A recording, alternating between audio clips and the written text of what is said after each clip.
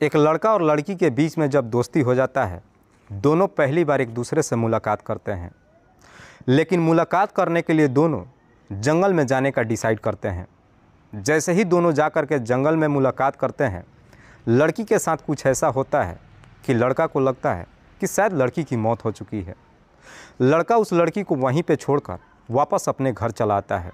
लेकिन अगली सुबह जब वो लड़की होश में आती है, ये सारी बातें अपने घर परिवार वालों को बताती है। जब ये मामला कोर्ट में पहुंचता है, अदालत भी इस केस को काफ़ी सीरियस तरीके से लेती है और मात्र 116 दिन के अंतर्गत अदालत इस केस का फैसला कर देती है।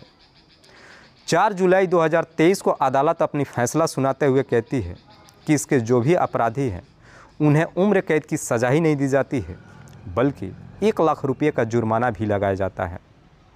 जब ये खबर सोशल मीडिया से लेकर अखबारों के माध्यम से लोगों के सामने पहुंचता है, तो हर व्यक्ति के सामने एक ही सवाल होता है कि आखिरकार वो व्यक्ति कौन था और उसने ऐसी कौन सी गुनाह कर दिया कि जज साहब ने इतनी कड़ी सज़ा सुना दी।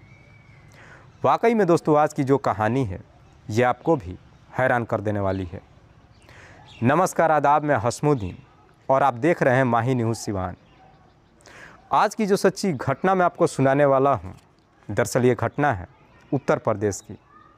उत्तर प्रदेश का एक ज़िला पड़ता है आगरा और इसी आगरा का एक थाना पड़ता है सिकंदरा। सिकंदरा थाने के अंतर्गत एक गांव आता है मंगरौल गुजर और इसी मंगरौल गुजर गांव की रहने वाली नीलम जिसकी उम्र है लगभग 14 साल, जो अपने ही इलाके से हाई स्कूल की पढ़ाई कर रही है। बात कर रहा हूँ मैं 9 मार्च 2023 के दोपहर के करीब 2:30 बजे के आसपास। दरअसल होली का माहौल था। नीलम अपनी माँ से कहती है कि मैं बगल के गांव मौसी से मिलने के लिए जा रही हूँ। करीब 2:30 बजे के आसपास नीलम अपने घर से तो निकलती है, पर देर शाम तक भी वापस जब अपने घर पे नहीं पहुँचती है, नीलम के घर परिवार वाले उसकी हर जगहों पे तलाश करते हैं, लेकिन इसके बावजूद भी नीलम का कहीं कुछ पता नहीं चलता है। देखते ही देखते पूरी रात गुजर जाती है। तभी अगले दिन गांव से लगभग 3 किलोमीटर दूर जंगल के सड़क किनारे नीलम काफ़ी गंभीर अवस्था में मिलती है। इस बात की जानकारी जब नीलम के घर परिवार वालों को मालूम चलता है, सब के सब घटनास्थल पर पहुंचते हैं और साथ ही साथ इस बात की जानकारी नज़दीकी थाने में देते हैं। इधर पुलिस को जैसे ही सूचना मिलती है, पुलिस अपने टीम के साथ घटनास्थल पर पहुंचती है। नीलम की स्थिति जब नाजुक देखती है, सबसे पहले नीलम को लेकर के नज़दीकी हॉस्पिटल में जाती है। कुछ देर के बाद जब नीलम होश में आ जाती है, पुलिस नीलम से पूछताछ करती है कि तुम्हारे साथ हुआ क्या है। नीलम कहती है कि साहब, मैं अपने मौसी से मिलने के लिए अपने गांव से पैदल ही जा रही थी। तभी रास्ते में एक व्यक्ति मिला जो बाइक से जा रहा था। उसने बोला कि आओ बैठ जाओ, मैं उधर ही जा रहा हूँ, तुम्हें भी छोड़ दूँगा। मैं जब उसके बाइक पे बैठ गई, वो व्यक्ति मुझे लेकर जंगल में गया, मुझे पानी पीने के लिए दिया। जैसे ही मैं पानी पी, मैं बेहोश हो गई। उसके बाद मेरे साथ क्या हुआ मुझे कुछ नहीं मालूम। नीलम जब इस तरह की बातें पुलिस वालों से कहती है, सुन करके पुलिस को नीलम की बातों पे यकीन नहीं होता है। पुलिस सोचती है कि नीलम इतनी आसानी से किसी अनजान व्यक्ति के साथ जंगल में कैसे जा सकती है। इसीलिए पुलिस अब नीलम के बारे में पता लगाने के लिए उसके घर परिवार वालों से पूछताछ करती है कि क्या नीलम का किसी के साथ में प्रेम प्रसंग चल रहा था, क्या उसके पास कोई मोबाइल है। नीलम के घर परिवार वाले कहते हैं कि नहीं साहब, मेरी लड़की का किसी के साथ में कोई प्रेम प्रसंग नहीं चल रहा था, उसके पास कोई मोबाइल भी नहीं है। नीलम के घर परिवार वाले जैसे इस तरह की जवाब देते हैं, पुलिस अब नीलम के घर के जितने भी सदस्य होते हैं सबके मोबाइल नंबर का कॉल डिटेल्स निकालती है। तो मालूम चलता है कि नीलम के मां के मोबाइल कॉल डिटेल्स में एक ऐसा नंबर है जिस पे लगातार बातचीत होते आ रहा था। पुलिस जब उस नंबर का डिटेल्स निकालती है तो मालूम चलता है कि वो नंबर किसी गणेश के नाम पर रजिस्टर्ड है। गणेश जिसकी उम्र है लगभग 24 साल, जो किरावली थाना के अंतर्गत डावली गाँव का रहने वाला है। पुलिस जब नीलम की माँ से गणेश के बारे में पूछताछ करती है तो नीलम की माँ कहती है कि साहब, मैं किसी गणेश को नहीं जानती हूँ। इस पे पुलिस को अब पूरा यकीन हो जाता है कि शायद नीलम ही गणेश से बातचीत करती थी। पुलिस अब नीलम के पास जाती है और गणेश के बारे में पूछताछ करती है। पुलिस जैसे ही गणेश का नाम नीलम के सामने रखती है, नीलम ये सुन करके एकदम से डर जाती है और आखिरकार पुलिस के सामने सारी सच्चाई बता देती है। नीलम कहती है कि साहब मैं उस दिन गणेश से ही मिलने के लिए गई थी। दरअसल गणेश मेरा दोस्त है और गणेश ही मुझे जंगल में लेकर के गया था और उसी ने मेरे साथ गलत किया है। नीलम जैसे इस तरह की बातें पुलिस वालों से कहती है, पुलिस अगले दिन ही गणेश के घर पे पहुंच जाती है और उसे अपने कस्टडी में ले लेती है और फिर नीलम के बारे में पूछताछ करती है। गणेश कहता है कि साहब ये बिल्कुल सत्य है कि मेरा नीलम के साथ दोस्ती है। उस दिन नीलम मेरे से मिलने के लिए भी आई थी, लेकिन जब मैं वापस उसे गांव छोड़ने के लिए जा रहा था, उसने गांव से बाहर ही मुझे रोक दिया। बोली कि गांव के अंदर मत लेकर के चलो, क्योंकि गांव वाले ने अगर देख लिया तो बवाल मच जाएगा। मैंने नीलम को गांव के बाहर ही छोड़ दिया और वहां से वापस चला आया। उसके बाद से नीलम कहाँ गई और उसके साथ किसने क्या किया मुझे कुछ नहीं मालूम। गणेश जैसी इस तरह की बातें कहता है, पुलिस को गणेश की बातों पर यकीन नहीं होता है। इसीलिए पुलिस अब गणेश के मोबाइल नंबर के कॉल डिटेल्स के साथ साथ उसके मोबाइल का आखिरी लोकेशन भी निकालती है। लोकेशन को जब चेक करती है तो मालूम चलता है कि नीलम के गांव से लगभग 3 किलोमीटर दूर एक मार्केट में गया था, जहां के एक हलवाई के दुकान में ऑनलाइन पेमेंट भी किया था। पुलिस जब वहां के सीसीटीवी रिकॉर्ड को चेक करती है तो आखिरकार उस सीसीटीवी में नीलम और गणेश दोनों एक साथ दिखाई दे देते हैं। जैसी इस तरह की डिटेल्स मिल जाती है, पुलिस गणेश के साथ सख्ती से पूछताछ करना शुरू करती है।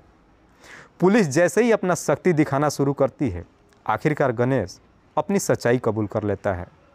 गणेश, जिसकी उम्र है लगभग 24 साल, जो जयपुर में रहकर एक सैलून में काम करता है। गणेश के ही गांव का रहने वाला संतोष जिसकी उम्र है लगभग 23 साल के आसपास। दरअसल गणेश और संतोष जो दोनों बचपन के लंगोटिया यार हैं। गणेश के एक रिश्तेदारी नीलम के गांव में है, इसीलिए गणेश अक्सर नीलम के गांव में भी जाते रहता है। एक दिन गणेश जब नीलम के गांव में जाता है तो पहली बार नीलम को देखता है। नीलम को जब देखता है तो उसकी खूबसूरती देख गणेश के दिल में बस जाती है। उसके बाद से गणेश जब भी नीलम के गांव में जाता है, कैसे भी मौका निकालकर नीलम का सामना कर ही लेता है। नीलम और गणेश का जब बार बार आमना सामना होना शुरू होता है, इसे देख नीलम को भी समझने में देर नहीं लगता है कि गणेश उसे पसंद करने लगा है। साल 2023 के जनवरी महीने में एक दिन गणेश जब नीलम के गांव में जाता है, गणेश को एक मौका मिल जाता है और अपना मोबाइल नंबर एक पर्ची पर लिखकर नीलम को दे देता है।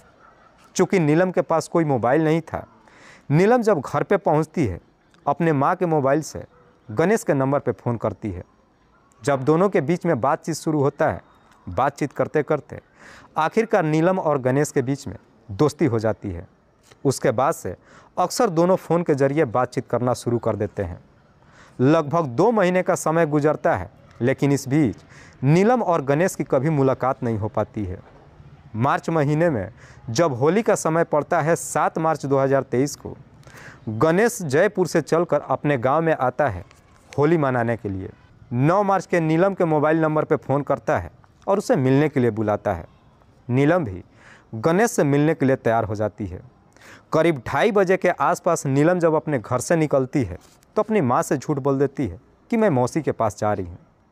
इधर गणेश भी जब नीलम से मिलने के लिए चलता है तो अपने साथ में अपने दोस्त संतोष को भी ले लेता है। दोनों रास्ते में बैठ कर के पहले शराब पीते हैं और जब नीलम के गांव में पहुंचते हैं, नीलम को अपनी बाइक पे बिठाकर वहां से लगभग 3 किलोमीटर दूर एक मार्केट में जाते हैं। हलवाई की दुकान में बैठकर मिठाई खाते हैं, लेकिन अपने षड्यंत्र के तहत गणेश उस मिठाई में कुछ नशीली चीज़ मिला देता है। साथ ही साथ उस दुकान का पेमेंट ऑनलाइन करता है।